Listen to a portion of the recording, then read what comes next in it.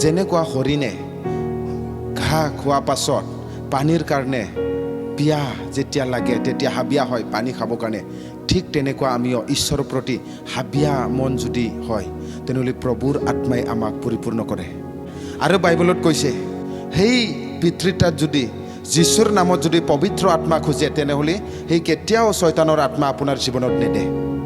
আমি বিয়া মা বাবা হৈ পেলাই যদি ভাল বস্তুক দিবলৈ জানে তেনেহ'লে আমাৰ স্বৰ্গত থকা বাবাটো আপোনাক কেলে পবিত্ৰ আত্মা নিদিব।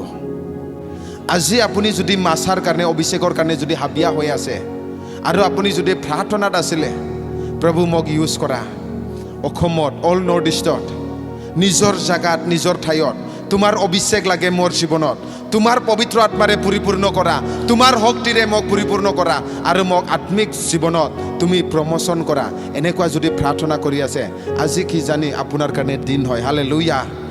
আপোনাৰ জীৱনত যদি পবিত্ৰ আত্মা সঁচাকৈ যদি নামি আহে আৰু আপোনাক যদি স্পৰ্শ কৰে সঁচাকৈ আপোনাৰ জীৱনত আপুনি এটা নতুন এটা ডাইমেনশ্যনত নতুন এটা আত্মিক জীৱনৰ ওপৰত আপুনি খোজ কাঢ়িবলৈ পাৰিব। ঈশ্বৰৰ ৰাজ্যটো কথাত মাত্ৰ নহয় শক্তিতহে চলে। মই মাত্ৰ প্ৰিচিং কৰি পেলাই গুচি গ'ল আৰু এইটো এটা কাহিনীহে বনি যাব ঈশ্বৰৰ শক্তি যদি মানুহবিলাক দেখি নাপায়। পাচনি কৰ্ম চেপ্টাৰ 5 পত্ৰছৰ ছায়াৰ লগত কিমান মানুহবিলাকে হিলিং হৈছে। যীশুৰ কাপোৰত চুই পেলাই 12 বছৰ তেজ গৈ থকাটো হিলিং হৈছে।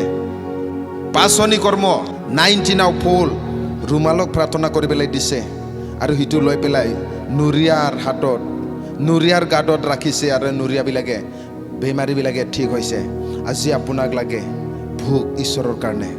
আপুনি যদি সঁচাকৈ হৃদয়ৰ পৰা যদি ভোক মনেৰে যদি আপুনি ঈশ্বৰক আৰাধনা কৰে প্ৰাৰ্থনা কৰে আজি আপুনি সেই পেণ্ডেলৰ ভিতৰৰ পৰা সেই মাছাক আজি আপুনি লৈ যাবলৈ পাৰে। মাছা মানে ঈশ্বৰৰ শক্তি, এনইণ্টিং মানে ঈশ্বৰৰ শক্তি হয়। অন দি আদাৰ চাইড এনইণ্টিং মানে ঈশ্বৰৰ প্ৰেজেন্সো হয়। মাছা মানে কি? অভিষেক মানে কি? পবিত্ৰ আত্মা মানে কি? পবিত্ৰ আত্মা মানে সত্যৰ আত্মা হয়। কোনোবা যদি নিজকে ভাবে মোৰ তাত পবিত্ৰ আত্মা আছে, সি যদি মিছা মাতি থাকে মানে তেওঁৰ তাত পবিত্ৰ আত্মা নাই, মিছলীয়াৰ আত্মাহে আছে। পবিত্ৰ আত্মাৰ আন এটা নামটো হ'ল সত্যৰ আত্মা হয়। পবিত্ৰ আত্মাৰ আন এটা নামটো হ'ল সহায়কৰ্তা আত্মা হয়, হেল্পাৰ। আজি বিশ্বাসীবিলাকক সহায় কৰিবৰ কাৰণে পবিত্ৰ আত্মা যুগুত আছে।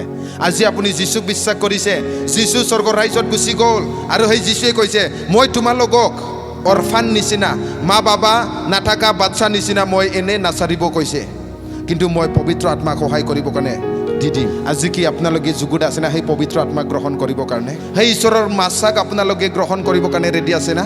যদি ৰেডি আছে তেনেহ'লে ঈশ্বৰে সঁচাকৈ আপোনাৰ জীৱনত কাম কৰিব।